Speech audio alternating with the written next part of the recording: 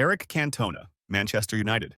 Manchester United star Eric Cantona infamously received an 8-month ban in 1995 for a kung fu-style kick on a Crystal Palace fan at Selhurst Park. Cantona was sent off for on-field misconduct and reacted to abuse from a spectator by leaping feet-first into the crowd.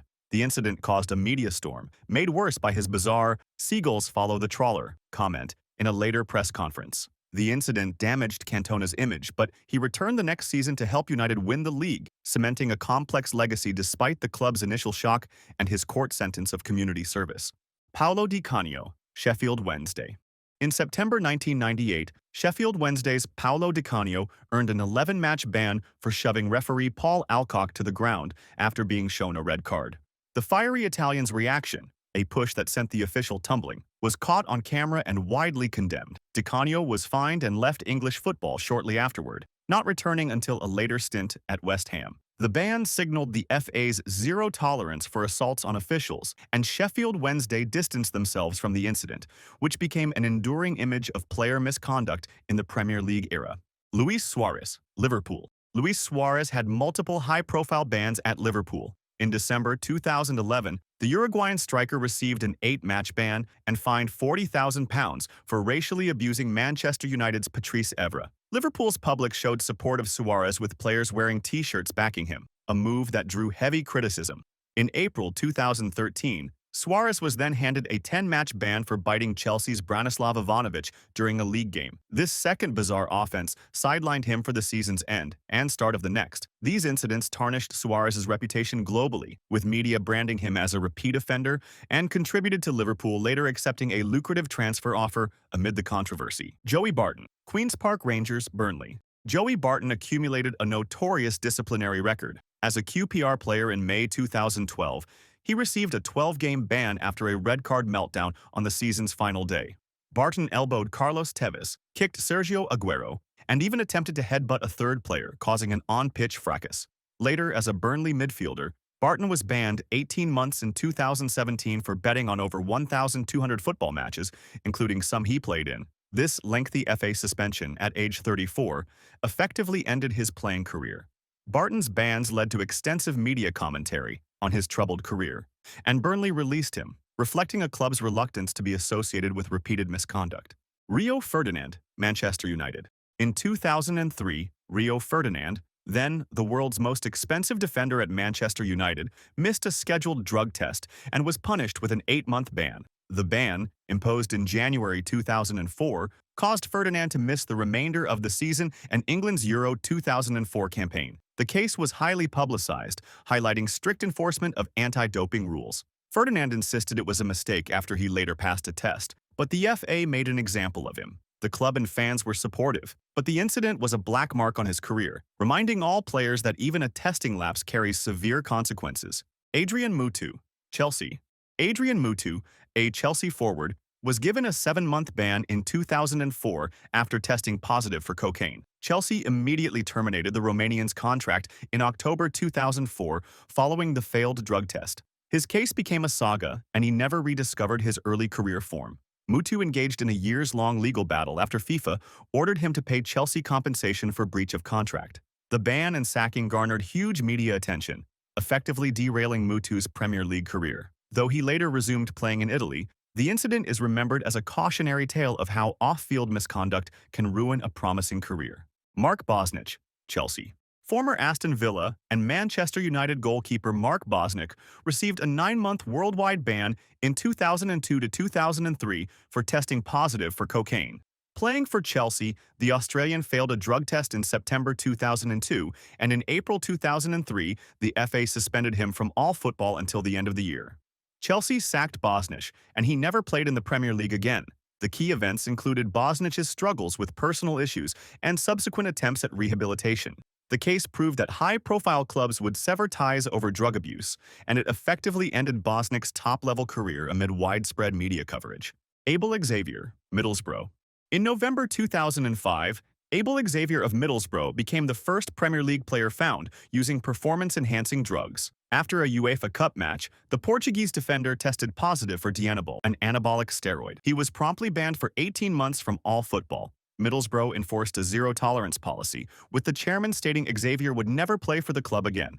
The lengthy ban, later upheld on appeal, effectively ended the 32-year-old's Boro career and highlighted the strict penalties for doping. Media reaction was strong, as this was a landmark PED case in English football, and it reinforced that doping could irreparably damage a player's reputation and career. Kolo Toure, Manchester City?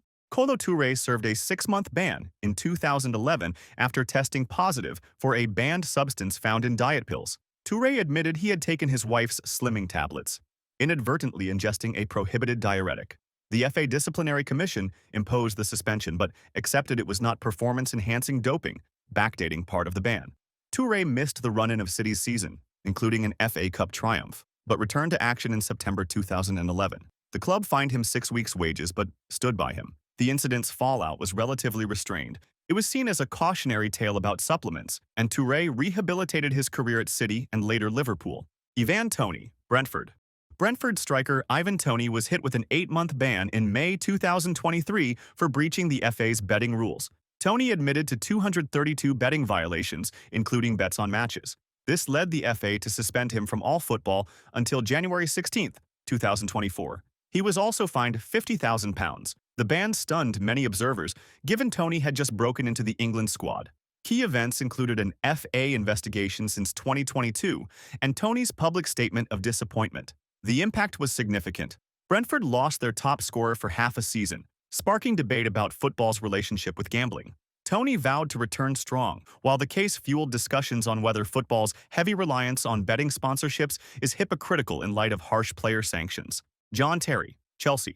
In 2012, Chelsea captain John Terry received a 4-match ban and a £220,000 fine after racially abusing QPR's Anton Ferdinand. The incident occurred in October 2011 during a heated match, and Terry was later acquitted in a criminal court. However, the FA's burden of proof is lower, and they issued the ban nearly a year later, in September 2012. Terry chose not to appeal the verdict and issued an apology for his language. The saga had major fallout. Terry was stripped of the England captaincy during the process and temporarily retired from international football. Chelsea stood by him, but the episode marred the defender's reputation and reignited discussions about racism in the game. Nicolas Anelka, West Bromwich Albion. Veteran striker Nicolas Anelka was banned for 5 matches and fined £80,000 in 2014 for making the controversial quenelle gesture after scoring for West Brom. The quenelle is widely interpreted as an anti-Semitic or anti-establishment salute. This led the FA to charge Anelka with making an abusive gesture referencing ethnic origin or religion.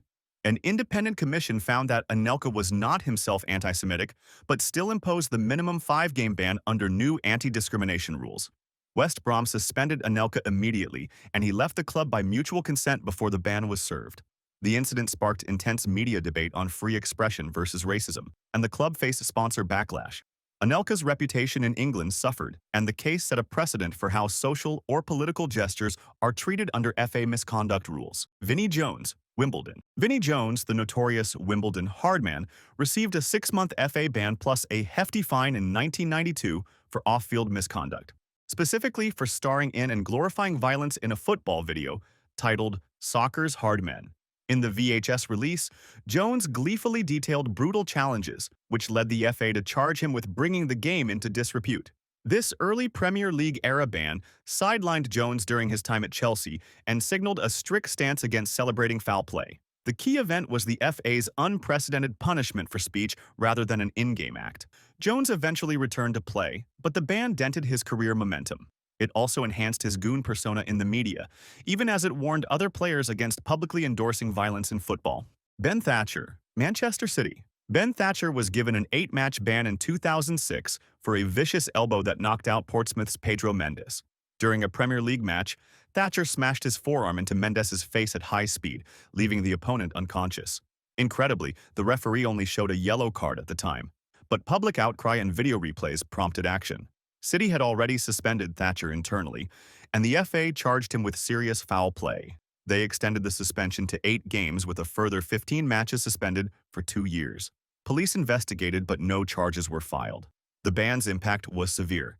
Thatcher's reputation never recovered from what many called one of the worst fouls in Premier League history. He was released by City the next year, and the case prompted calls for tougher measures on-field violence, a clear demonstration that players could face retrospective, heavy bans for egregious fouls. Aleksandar Mitrovic, Fulham. In March 2023, Fulham striker Aleksandar Mitrovic was hit with an 8-game ban after shoving a referee. The incident happened during an FA Cup match against Manchester United, where chaos followed a red card and penalty decision. Mitrovic lost his temper and pushed referee Chris Kavanagh, leading the FA to declare the usual 3-game ban clearly insufficient. Mitrovic's actions drew heavy criticism, Fulham apologized publicly, and manager Marco Silva was also banned for his part in the meltdown. The ban sidelined Fulham's top scorer for the rest of the season and stained his reputation. That summer, Mitrovic left the club for a move abroad, a decision some linked to the incident. The message was clear: no matter how valuable a player is, putting hands on an official comes with serious consequences. Each of these cases demonstrates how the FA and Premier League have dealt firmly with serious player misconduct. The fallout often includes not just the ban itself, but also damaged reputations, lost career opportunities, and broader debates about the sport's values. These bans serve as cautionary examples to players and clubs alike regarding the consequences of violating the rules or the spirit of the game.